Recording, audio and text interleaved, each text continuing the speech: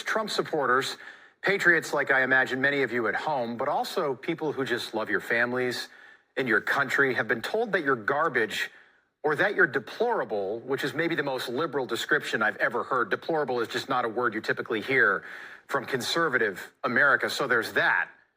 But for years now, many of the most powerful Democrats in the country have said this about you, and everyone on the left pretends that this is normal behavior, which of course it's not. I'll work as hard for those who don't support me as those who do, including those chumps with the microphone out there. You could put half of Trump supporters into what I call the basket of deplorables. The only garbage I see floating out there is his supporters. Donald Trump's got this big rally going at Madison Square Garden. There's a direct parallel to a big rally that happened in the mid-1930s at Madison Square Garden. The racist, sexist, homophobic, xenophobic, Islamophobic, you name it. They have become a cult to a thug. Should make you mad.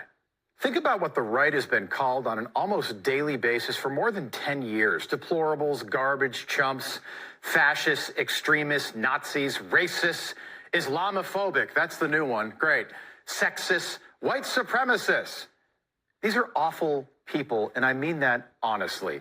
And they say all of this because you support Donald Trump. You might not even like Donald Trump, but you voted for him because maybe you liked his policies, and that should be okay. Either way, all of that should be okay. Think about that. But you were called all of that because you voted for someone and because of what you value, who you are, and what you care about. Sorry, but don't fight with federal agents and you won't get shot. It's pretty simple.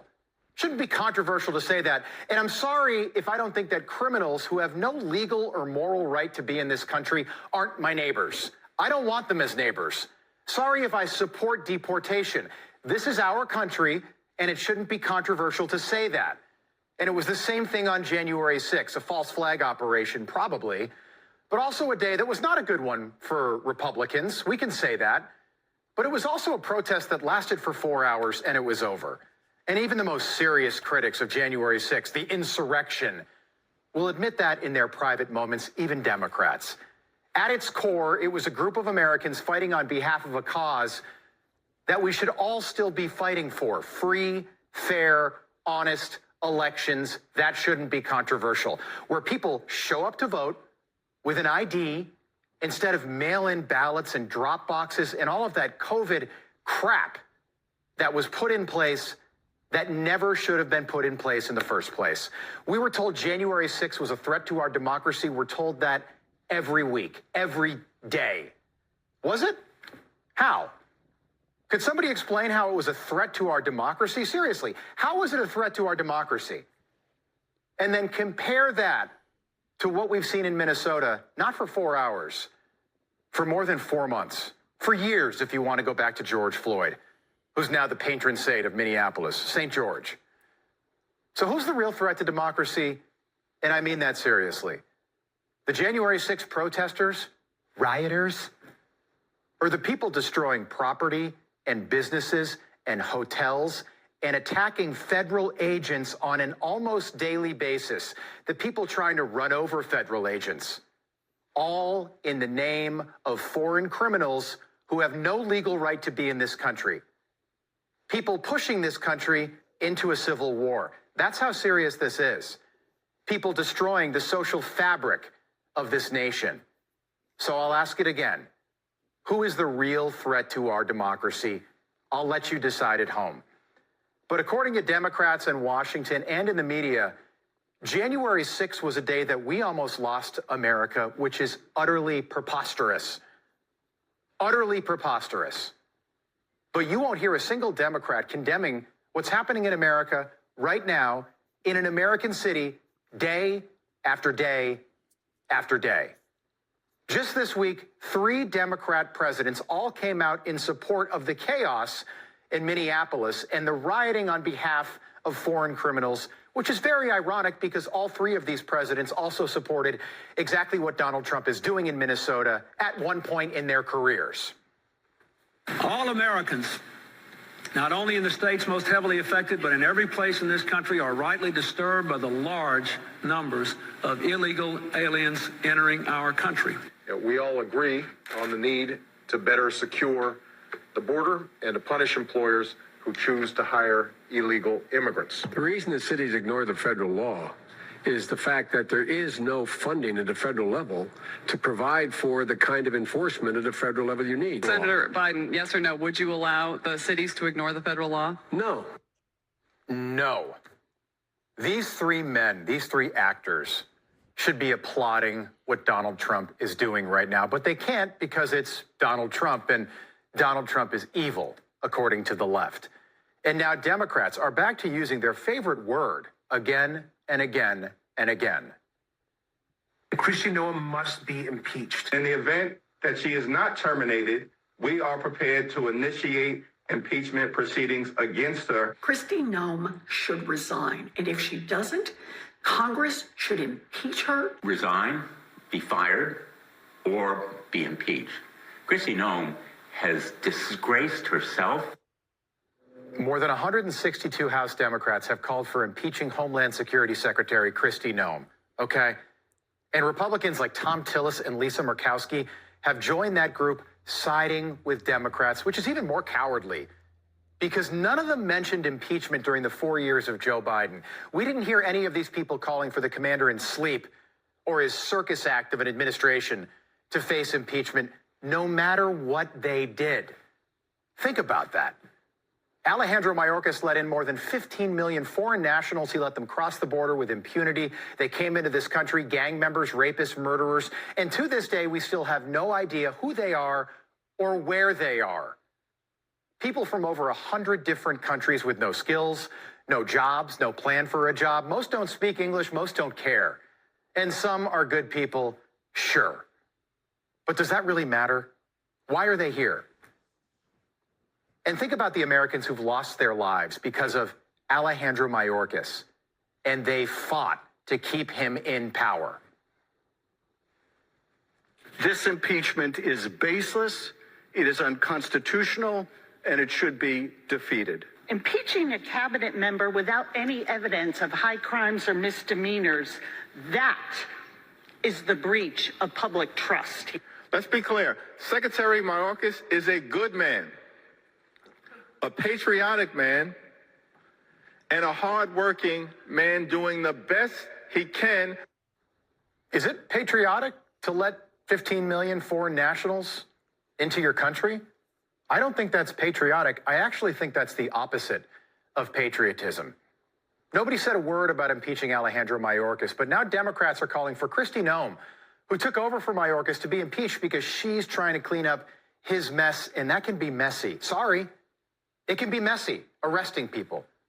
It was the same thing for Lloyd Austin, our Secretary of Defense under Joe Biden, the man responsible for the Afghanistan withdrawal, Afghanis hanging off American planes as they took off in Kabul. This is Joe Biden's legacy. Here's Lloyd Austin for you. Billions of dollars in U.S. military equipment, ammunition, left behind. It's now in the hands of terrorists. Bagram fell. The U.S. Embassy fell. America lost Kabul and lost Afghanistan. 13 American soldiers were killed at Abbey Gate, a military failure that we haven't seen in generations, not since the Vietnam War, but somehow Lloyd gets to keep his job? The historic evacuation of 120,000 people was remarkable, and I commend the administration for that. But it was remarkable, even though it got off to a hazy start.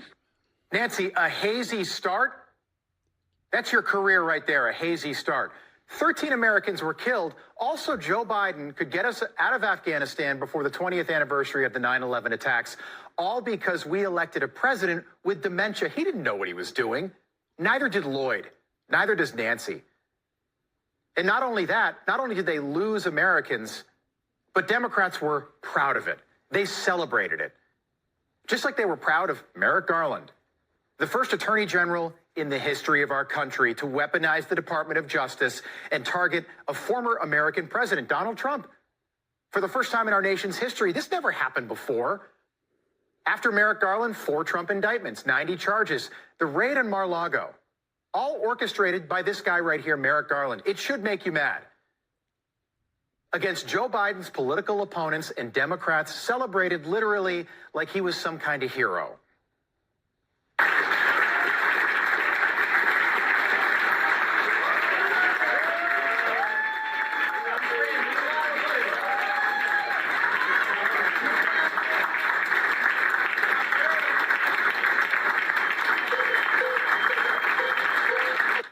My wife treats me like that when I take the trash out. But seriously, has anybody ever clapped for you like that? Like, my goodness, this guy is a total disaster. And people are clapping for him, and they're clapping because that was thought of right then in that moment as mission accomplished.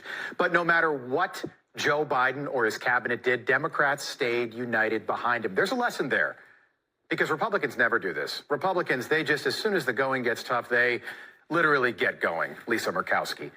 No matter what happened, a 4-year period unlike anything we've seen before, and Democrats supported their intrepid leader. And now, because of Alex Priddy, the anti-ICE activist with a history of screwing around with federal agents, who had a loaded gun with 60 rounds of ammunition and fought with federal agents, because of that guy, Republicans are now turning on Republicans.